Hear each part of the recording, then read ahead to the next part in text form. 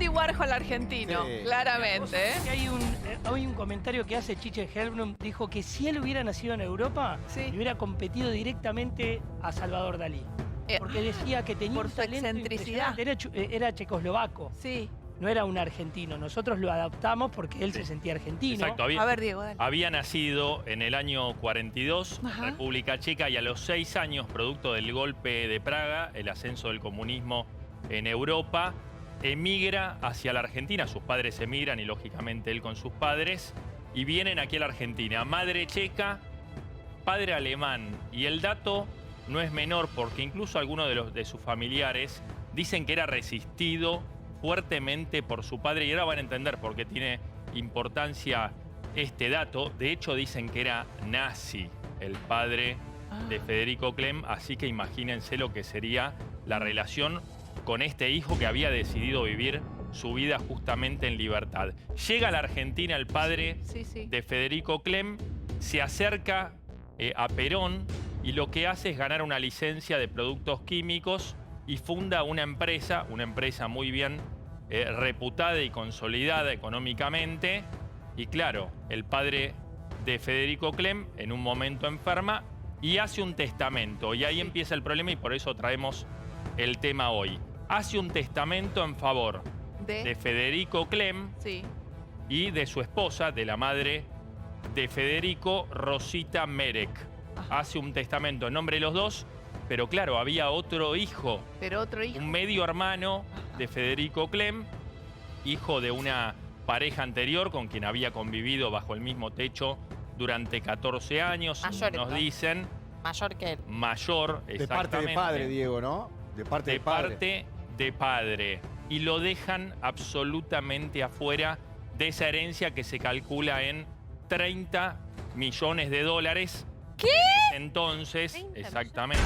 Es un Que en ese montón de entonces, plata. hoy es mucha plata, en ese entonces me atrevo a decir Era mucho más. que sería el equivalente a por lo menos 100 millones Sí, de dólares. Con ese dinero, Federico Clem, que había sido instruido por su madre en lo que era la ópera, las artes escénicas, la pintura, bueno, decide invertirla en arte. Sí. Pero invertirla en arte De verdad. fuertemente y tenía su criterio, pese a que en sus programas, bueno, uno quizá le sacaba crédito por esa cosa extrovertida, Sí, como sí. lo escuchábamos recién, recitar que la primera vez que vio a la Gioconda le dijo a la madre que le llamaba la atención que no se riera, pero lógicamente que detrás de esa cáscara había contenido y había un tipo que, como dicen sus amigos, era un ícono de los 90, pero no de la pizza con champán, sino del champán con champán, porque era un tipo refinado en serio.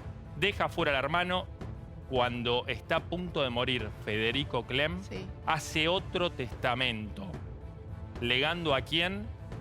Al Estado Nacional. Ah. Le hace una fundación Qué y error dice, tan grave. quiero que en última instancia todos los bienes vuelvan al Estado Nacional, bueno, sean parte del Estado Nacional, y deja, y claro, Matías intenta, el hermano, intenta impugnar ese testamento, Claro. alegando de que, bueno, parte de su herencia robada estaba dentro de los bienes de Federico Clem, hace este reclamo que no prospera y se queda con absolutamente nada. Y en Nada, realidad no es nada por no nada, queda. no es por nada. Te iba a preguntar. Con un monoambiente en Mar del Plata, Bueno, que según nada. pudimos saber lo tiene Sí. hasta hoy. ¿Lo tienes, Nada en Diana? comparación No. a todo lo que nada. tenía. Una reflexión Claro. nada más que me trae a pensar toda esta situación.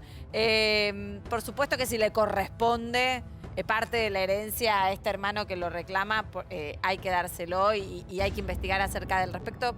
Pero fíjense la llegada de los inmigrantes a la Argentina. Cómo de verdad empezaran a amar a este país. Él no pensó en que el Estado le podía maniobrar malamente sus bienes, sino que pensó en regalarle al país todo lo que el país le dio. O sea, tenemos una base de inmigrantes que aman a nuestra Argentina. Y que qué bueno traer esta historia Porque o parte de esta tuvieron historia una para recordar posibilidad. que también está eso. Hubo un siniestro muy misterioso antes de la muerte de Federico.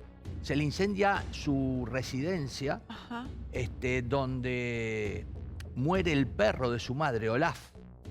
Y él lleva al cementerio alemán no solo los restos de su madre, sino también los restos de su perro Olaf. Lo entierra Qué con fuerte. su Y perro. entonces algunos decían que tenía esa propiedad asegurada y que el siniestro había sido para justamente cobrar el seguro, Ah. pero eso se fue diluyendo y nunca terminó de ser confirmado. Ujú. Quedó en una versión periodística que no fue confirmada, digamos, por los interesados. Para la lucha Mirá. del hermano, ¿no se dio en cuanto falleció el padre que tenían en común? O sea, ¿esperó a que falleciera Federico para iniciar esa búsqueda que le correspondía desde hace, no sé, Sí. años? Desde siempre. Déjame corregir un dato. Sí la había iniciado antes, pero hay un argumento, un dato clave que me olvidé de decir, que es que en verdad el padre de Federico Clem no hace un testamento en favor de Federico Clem y de su entonces esposa, de la madre de Federico, Sí. sino lo que hace es una cesión de acciones Ah. de la empresa a los dos. Cede todas sus acciones a los dos. ¿Pero en qué situación? Y esto siempre es una historia que se repite. Bajo un cuadro de demencia senil, según denunciaba en su momento, denunció Matías. Sí, pero es de lo único, perdón, Diego, agarro esto que estás diciendo y le pregunto a Cazorla. ¿Es desde ese lugar que puede agarrarse Matías como para poder pelear por Es participar que no de hay esta herencia? otro, porque la determinación de la capacidad del testador, en este caso, es justamente en ese momento. Si tenía capacidad desde el punto de vista del conocimiento, y de Claro. la interpretación y del discernimiento, para poder dar, para poder ceder sus bienes después de muerto, post-mortem. Ujú, ujú. No hay otra posibilidad. Entonces, la figura, que la vamos a ver repetidas en un montón de supuestos sucesorios, Claro. siempre Sí. es la misma, es circunvención de incapaces. Claro, bueno, el tema es que no tuvo suerte. No. O sea, se quedó solo con el monoambiente de Mar del Plata y lógicamente con los ingresos. Ahora, legalmente. Sí, ¿se puede vamos, hacer por favor, esto? perdona, Lorena, vamos con esta placa porque aparecieron unos datos que Sí. me dejaron la sangre Te- helada. Te vi Sí, la sí, cara, sí, sí. Cari. Primero, bueno, el título, ¿no? La reina pop del Río de la Plata me gusta, el Sí. título está bueno. De Pero hecho, ¿cómo que fue amante sí. de Robledo Puch? Sí, exactamente. Robledo Puch. Bueno, hicimos el caso hace poquito. Hace muy poco, en la exacto. tarde de Policiales, uno de los peores asesinos de la historia argentina, y fue amante de él. ¿Sabés cuándo? Yo me acuerdo, habíamos hablado de un Jorge Ibáñez, que no es el diseñador, sino que era el cómplice en los robos de Robledo Puch, que de hecho termina asesinado por Robledo, porque estaba celoso Robledo Puch. Esto es el mito, lo que quedó, o por lo menos las versiones que corren, Sí. e incluso son parte de todas las biografías que se hicieron, tanto de Robledo Puch como de Federico Clem, pero el tercero en discordia sería Federica. Federica era el seudónimo que tenía Federico Clem, que incluso llegó a testiguar frente a la policía acerca del vínculo que tenía con Jorge Ibáñez y con Robledo Puch. Algunos dicen que tenía una relación sentimental Sí. con Robledo Puch en toda su biografía, en El Ángel, en la película que hace Luis Ortega y en el libro de Rodolfo Palacios, También- que es el que inspira la película, se habla o se desliza esta supuesta homosexualidad de Robledo Sí, Puch sí, sí. y se la da más por sentado en el caso de Jorge Ibáñez. Bueno, no se sabe si tuvo relación con uno o con el otro. Pero- Algunos dicen que era con Jorge Ibáñez. Pero hay Otro una punto. vinculación. Le pregunto a Bentu, que siempre sabe todo, Claro. ¿qué nos podés sumar de esta historia, Bentu? Robledo, vos sabés que es uno de esas personalidades realmente que no solo que tienen un prontuario delictivo y, digamos, asesino insuperable, sino que habiendo cumplido la condena, sigue preso. Claro.